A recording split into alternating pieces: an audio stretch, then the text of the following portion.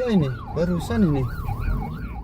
Rekaman video di sejumlah media sosial memperlihatkan bus Mior yang terguling di tol ruas Palembang Kawiagung, tepat di kilometer 356 pada Kamis 10 April 2025 pagi.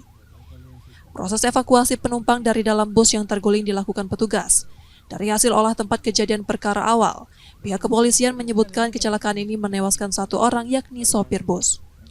Selain itu, 8 penumpang lainnya mengalami luka sedang hingga serius dan telah dilarikan ke rumah sakit terdekat untuk mendapatkan perawatan. Polisi menduga bus sempat terseret dan terguling sejauh kurang lebih 50 meter dari titik awal kecelakaan.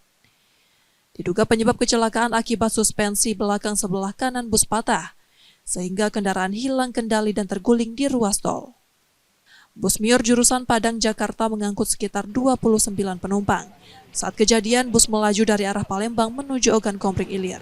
Itu bahwa indikasi awal terjadi suspension belakang sebelah kanan yang patah. Jadi kendaraan itu dengan adanya patah suspension ini hilang kendali sehingga kendaraan oleng ke sebelah kiri kena ke trotoar jalan yang pembatas jalur sebelah kiri, kendaraan itu terbalik.